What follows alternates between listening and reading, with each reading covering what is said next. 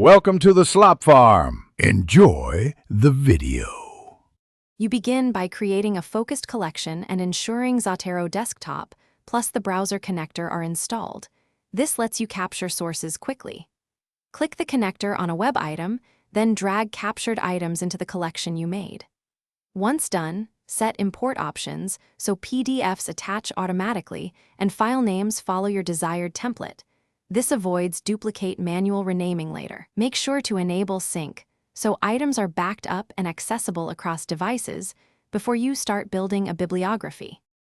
Now you add and refine entries. Use the connector for web pages, drag PDFs, or use ISBN/DOI lookups for accuracy. You should fill missing metadata immediately because good metadata drives correct citations later. Organize with tags and related item links to group studies or methods, and write a short note summarizing each source's main point. Once items are complete, attach full-text PDFs or link cloud copies so you can search and annotate everything from within Zotero. Finish by inserting citations through the Zotero plugin in Word, LibreOffice, or Google Docs.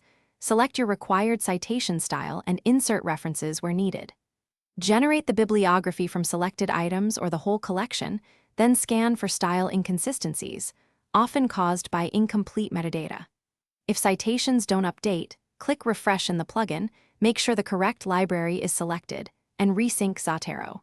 If problems persist, recheck item metadata or reinstall the word processor plugin.